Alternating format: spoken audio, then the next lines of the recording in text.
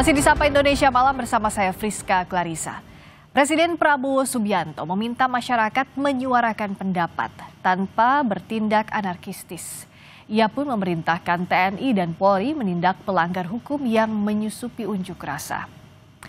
Hal itu disampaikan Presiden Prabowo usai bertemu sejumlah menteri kabinet dan para pimpinan partai politik di Istana Negara Minggu siang.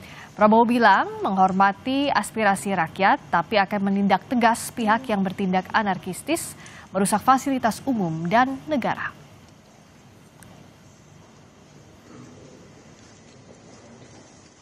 Penyampaian aspirasi bisa dilakukan secara damai. Namun, jika dalam pelaksanaannya terdapat kegiatan-kegiatan yang bersifat anarkis, destabilisasi negara, merusak atau membakar fasilitas umum, sampai adanya korban jiwa, mengancam dan menjarah rumah-rumah dan instansi-instansi publik maupun rumah-rumah pribadi, hal itu merupakan pelanggaran hukum dan negara wajib hadir dan melindungi rakyatnya.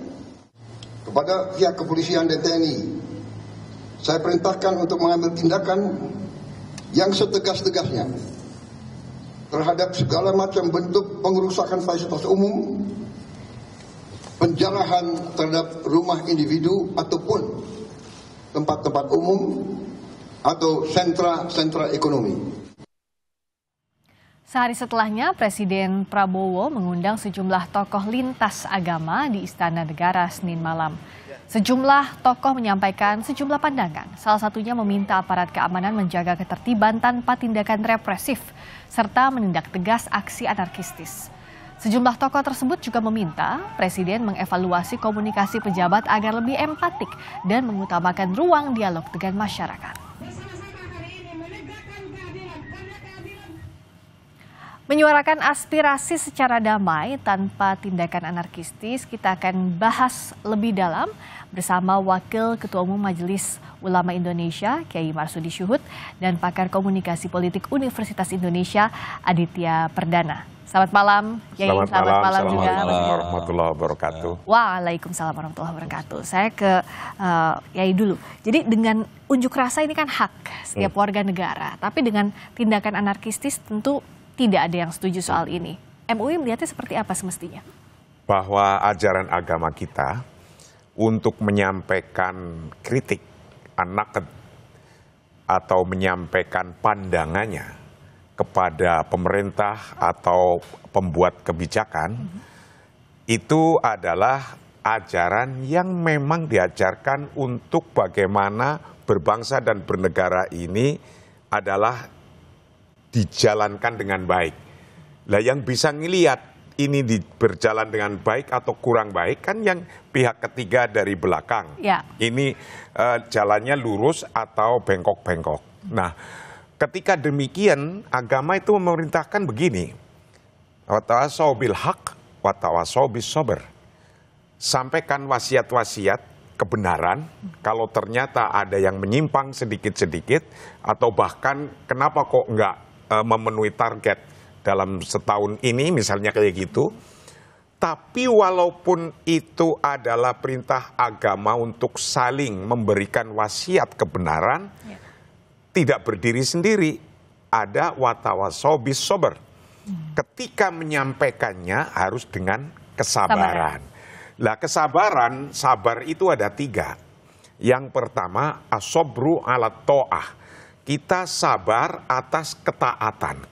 Lah ketaatan dalam hidup ini ada ketaatan pada hukum syar'i, berarti ketika kita beragama apa, kita taat pada ajaran agamanya. Ya. Tapi juga kita hendaknya taat pada hukum wadai, hukum positif yang telah bersama-sama sepakat dijadikan hukum. Misalnya kita menyampaikan hak, boleh, tapi merusak, melanggar hukum. Ya. Baik hukum agama atau bahkan hukum wad'i, hukum positifnya. Atau kita menjarah, kita ngambil barang-barang milik orang lain. Hukum agama yang melarang, hukum wad'i, hukum positifnya juga melarang. Maka ketika kita menyampaikan pendapat apapun, harus dengan sabar yang bermakna as-sabru ala ta'ah. Itu yang pertama. Nomor 2, as-sabru alal maksiyah. Bagaimana kita juga harus sabar tidak melakukan hal-hal yang dilarang. Yang maksiat itu hal-hal yang dilarang. Baik dilarang oleh hukum syar'i, hukum agama, atau hukum wad'i.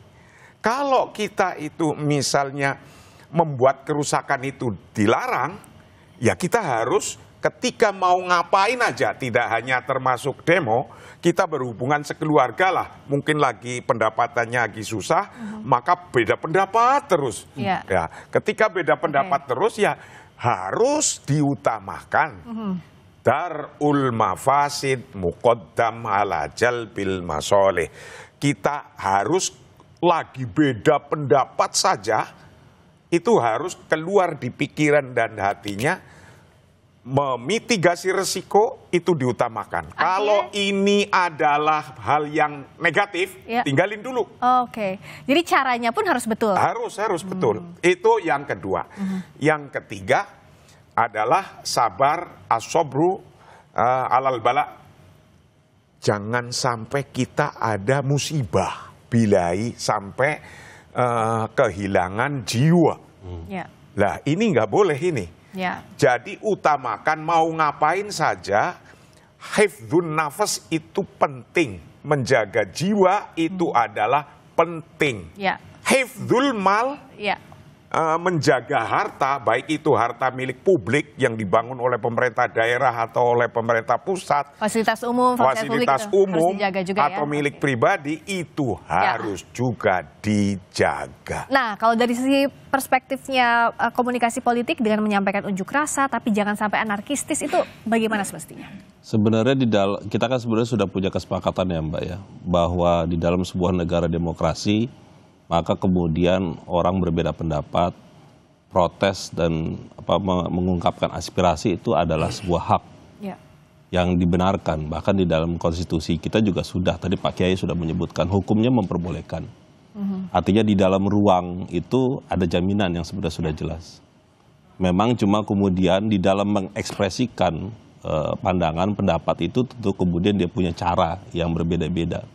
Nah, cara ini yang kemudian dilakukan tentu ada yang melakukan dengan sangat sopan, yang tentu ini adalah jalur yang diharapkan. Tapi ada juga yang merasa bahwa kita buat situasi yang tidak normal agar kemudian diperhatikan. Itu kan cara ya. Tapi memang yang menjadi perhatiannya tentu adalah tentu itu punya konsekuensi yang tidak diinginkan. Ketika itu cara-caranya merusak, anarkis gitu ya.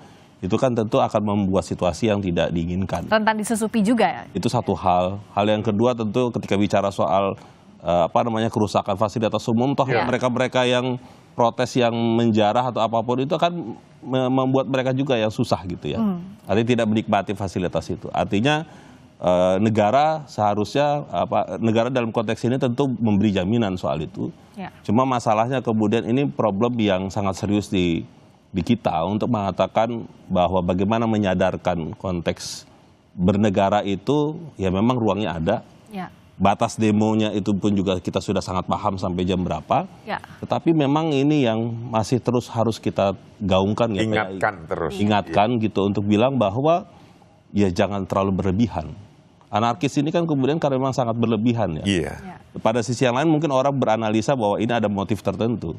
Tetapi ini kan harus kita pahami juga bahwa ini tidak diperbolehkan. Kita tidak ingin membuat situasi menjadi rusak dan kemudian akhirnya menjadi tidak percaya satu sama lain di masyarakat kan. Betul. Sementara yang dituju adalah tujuannya, aspirasinya itu yang harus didengarkan. Nah, bicara soal ini kan sikap pemerintah penting.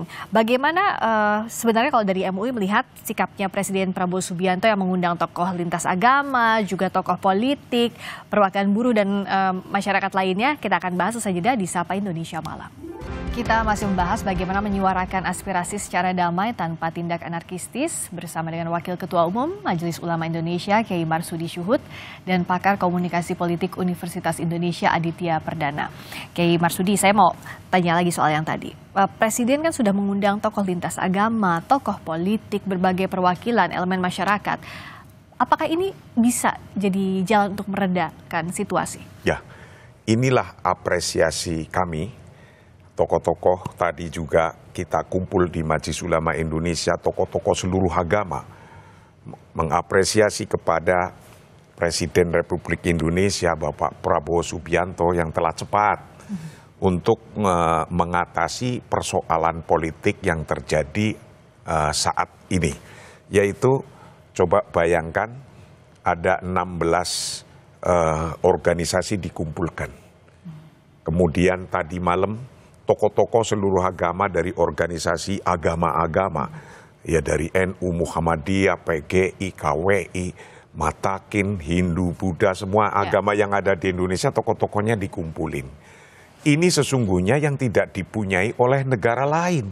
Di Indonesia punya organisasi-organisasi yang independen, yang berbeda, walaupun di sisi lain umatnya itu melakukan unjuk rasa, menyampaikan pendapatnya dan ternyata sampai ada korban. Tapi kita Indonesia mempunyai organisasi sosial yang bisa membalance ini, menyampaikan kepada publik, kepada masyarakat. Kalau di luar negeri nggak punya, bisa langsung caos terus. Di Indonesia, alhamdulillah. Dan para tokoh-tokohnya appreciate dan mau melaksanakan. Baru semalam ketemu di istana, tadi siang jam 12 langsung kumpul lagi. Dan pertemuan itu di Majelis Ulama Indonesia, ketemu semua menghimbau bareng-bareng. Ayolah, membangun ini butuh ketenangan. Membangun bangsa ini butuh kenyamanan. Jangan sampai mau menyampaikan apa saja harus taat hukum. Karena dasarnya adaulah takni an-nidham, wala adaulah takni al-fawdo. Bernegara berbangsa itu harus taat hukum. Ikutin hukum. Kalau nggak taat hukum, nggak ngikutin hukum, pasti kocar-kacir negara itu. Terbukti 2 hari nggak ada hukum kan kemarin. Kocar-kacir. Jangan sampai itu terjadi lagi atau lebih besar lagi efeknya. Nah, kalau respon cepat ini bisakah diapresiasi yang dilakukan oleh Presiden Prabowo? Ya, saya pikir itu langkah yang tepat ya, Pak Presiden melakukan hal tersebut ya. Karena memang tentu ini harus ditangani dengan sangat serius dan dengan langkah yang tentu cepat gitu ya. Karena situasinya kalau misalkan ini eskalasinya semakin menyebar dan meluas gitu ya, maka itu sulit sekali untuk ditangani. Para tokoh agama, ormas keagamaan itu mereka punya jejaring yang sangat kuat sampai bawah ya. Sehingga itu memang sangat dibutuhkan, terutama ketika di level desa, kampung dan segala macam, itu perlu untuk disampaikan apa yang terjadi gerangan dan kemudian bagaimana kita bisa menjaga itu agar tidak semakin melebar dan membuat kita situasi yang tidak baik gitu ya. Jadi itu sebuah langkah yang baik, Mbak, menurut saya, dan perlu diapresiasi soal itu. Tetapi memang pada titik yang lain juga kita harus memahami bahwa situasi yang diinginkan oleh publik, masyarakat yang melakukan demonstrasi, itu kan tuntutannya memang ke pemerintah. Nah, disitulah menurut saya pemerintah juga harus terbuka. Pemerintah harus bisa bukan hanya berdialog dengan kelompok agama, partai politik, organisasi yang lain gitu ya, buruh dan sebagainya. Tetapi menurut saya juga perlu untuk ditunggu langkah-langkah yang next-nya itu dilakukan. Karena itu yang sekarang sedang dilihat gitu ya oleh masyarakat kita, apa yang kemudian pemerintah bisa lakukan dan kemudian dikomunikasikan lagi kepada masyarakat agar kemudian kita paham batasannya apa, sejauh mana sudah dilakukan dan kelemahannya itu sudah sejauh mana, sehingga kemudian nanti kita bisa sama-sama menilai. Jadi dialog itu kan jembatan untuk kegundahan ada di publik, tapi tindak lanjutnya itulah yang ditunggu sebenarnya ya, Mas Adit. Iya, memang dalam konteks demonstrasi itu masyarakat marah, gundah, kecewa dan segala macam. Ya mungkin kita bisa paham dalam situasi hari ini masyarakat kecewa dengan perilaku elit, perilaku politisi gitu ya, yang memang tidak punya empati terhadap situasi hari ini susah dan sebagainya. Tapi pada sisi yang lain juga kita bisa melihat bahwa ini harus diatasi bagaimana caranya oleh negara. Ya. Pemerintah dalam konteks ini betul itu ada di yang terdepan, tapi pada sisi yang lain itu sudah nggak cukup gitu ya. Ya. Hari ini kita tidak hanya yang tadi Pak Kiai bilang, bukan hanya kumpul gitu, tapi apa langkah-langkah selanjutnya. Nah, langkah konkret ini harus dilakukan pemerintah dong. Ya, betul. Dan saya pun setelah sudah ini Presiden dengan cepat yang melakukan ini, kita masyarakat juga nyambutnya seperti tadi. Ya. Dan kita juga jika sudah mengandai-andai, jika ini nanti masih membutuhkan misalnya kami Majelis Ulama Indonesia yang di dalamnya itu ada 87 organisasi di dalam MUI ini, rata-rata kan kalau organisasi kemahasiswaan juga ngikut pada bapak organisasinya. Ya. Mau yang Katolik ya punya organisasi kemahasiswaan, mau PGI juga punya, NU Muhammadiyah juga punya. Ini jika pun dibutuhkan kita untuk mengumpulkan dialog, diskusi kira-kira yang krusial apa sih yang harus didahulukan. Insya Allah kita juga para tokoh-tokoh agama ini siap untuk duduk bersama dengan mahasiswa sekalipun atau dengan kelompok masyarakat sosial manapun sampai ojol mau diskusi bareng, insya Allah kita siap. Karena apa? Bangsa ini butuh bersatu untuk membangun. Ya. Itu ketika ekonomi lagi mungkin kurang baik, kalau kita ditambahin dengan bertengkar, berantem kayak di keluarga itu, berantem terus sampai penggorengan terbang itu. Jangan sampai. Ya kan? Itu kan kalau kita lebih baik kalau kita nyaman, enak, kepenak, terus kemudian ketawa bareng, minum kopi bareng itu. Nah ini jangan sampai juga yang harus dihindari sekarang adalah ancaman hoax misalnya yang ada di media sosial. Kita kan sangat ramai sekali di media sosial, kita nggak tahu mana informasi yang benar, mana yang enggak, mana yang memprovokasi, mana yang tidak. Nah gimana Mas Adit? Problemnya kan situasi demonstrasi ini kan karena memang ada perilaku yang tadi saya sebut ya. Iya. Yang memang masyarakat kita, mau itu yang di bawah ataupun yang di atas gitu ya, dengan sosial media itu melakukan flexing, menunjukkan dirinya, sombong pamer, sombong pamer bahasa itu ya, punya ini punya itu, rumah harga sekian, di dalamnya ada ini dan segala macam. Ya memang itu ekses dari dunia digital dan juga sosial media. Tapi pada sisi yang lain ketika itu dinikmati oleh yang melihat, para netizen gitu ya, yang hari ini semakin kritis Pak Yai, itu kan kemudian jadi sebuah bumerang Mbak. Ketika misalkan yang memamerkan itu adalah para pejabat publik, dan dia dengan bangga untuk menyampaikan itu dan ataupun mungkin berkata sesuatu yang melecehkan ataupun merendahkan banyak orang, sehingga itu yang kemudian jadi proses belajar kita gitu ya, bahwa hari ini tidak semudah yang kita bayangkan gitu ya, bahwa ketika berkata atau menyampaikan sesuatu itu harus hati-hati. Ini yang menurut saya juga sangat serius ya Mbak ya. Penyebabnya itu kan kita tahu di sana. Betul. Tapi pada sisi yang lain penyebabnya itu. Itu pemantik sih ya. Pemantiknya di situ. Cuma masalahnya pada sisi yang lain juga yang harus diselesaikan adalah penyebar luasan isu-isu yang disampaikan oleh para influencer ataupun para demonstran itu juga menyebarnya di situ juga. Kekecewaan soal di DPR perilakunya itu, pembahasan legislatif yang nggak tuntas, ini itu dan segala macam. Nah itu menurut saya juga perlu direspon.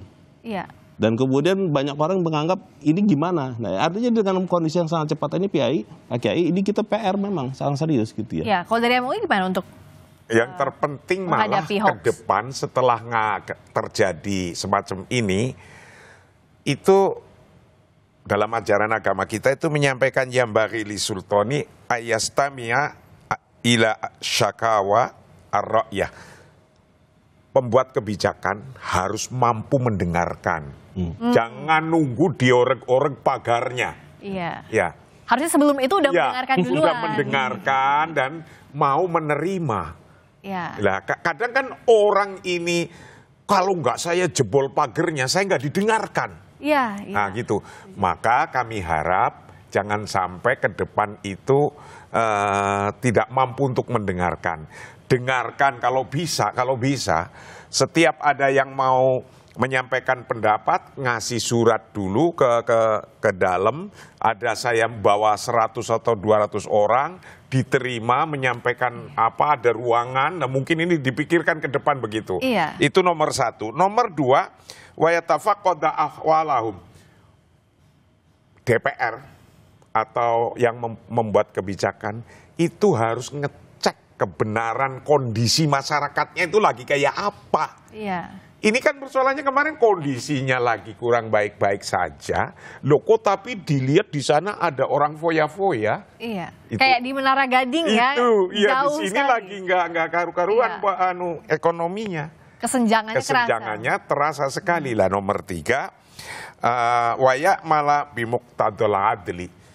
Harus mampu melakukan sesuai dengan titik keadilan. Lah ini, Ya. yang paling berat kan sesuai dengan titik keadilannya. Orang hidup di garis kemiskinan, nyari pekerjaan lagi susah, Ya. kemudian hanya di flexing saja, mobilnya bagus-bagus di sini begini, itu pikirannya udah aneh. Betul. Itu. Loh Nah, kok bisa gitu gitu. Iya. Itu uang saya atau bukan? Saya tambah sedikit soal hoax ya. Iya. Problemnya kemudian ketika taruhlah salah bicara, Iya. salah menampilkan sesuatu gitu. Artinya kemudian disitulah ruang digital yang memungkinkan hoax itu bisa terjadi. Kan dipelintirnya berita, dipelintirnya gambar dengan AI segala macam, itu kan sangat mudah. Iya. Nah itu yang kemudian kehati-hatian itu sebagai pejabat publik itu menjadi peringatan. Termasuk harus empatik ya. Jadi Betul, soal harus, empatik iya, juga penting sekali. menempatkan empati di atas pernyataan-pernyataan yang akan Betul. disampaikan dengan Betul. kondisinya. Toh kan wakilnya masyarakat, harusnya begitu. Nah itu yang kemudian orang kan bertanya, Anda itu wakil rakyat ya? Wakilku loh. Sensitif nggak sama saya? Iya. Empati nggak dengan apa yang sedang kami alami hari ini gitu ya? Jangan sampai nir empati ini akhirnya menimbulkan kemarahan publik seperti yang Yai tadi katakan ya. Kok kalau misalnya nggak dihoyak-hoyak dulu pagernya, nggak didengerin. Nggak didengerin gitu. Maka yang inilah menjadi pelajaran kita. Iya. Menjadi pengingat kita ke depan jangan sampai demikian. Untuk menjadi bangsa yang modern, bangsa yang mutamadin, bangsa yang beradab. Syukur-syukur setiap DPRD itu ada ruangan khusus yang bisa untuk menerima yang bermartabat. Jangan harus ngorek-ngorek pagernya. Ya, nanti kalau mau menyampaikan pendapat bikin surat dan di situ udah disiapkan tempatnya, ada kopinya, ada susunya. Wah kan enak. Terus baris itu DPR-nya ada apa kita dengarkan. Iya. Nah mungkin ini ke depan Nah, harapannya. Nah, dan bagaimana pula pemerintah dan penegak hukum harus menghadapi situasi ini untuk menjaga persatuan di Ya. kondisi seperti ini. Dan memang basicnya harus kita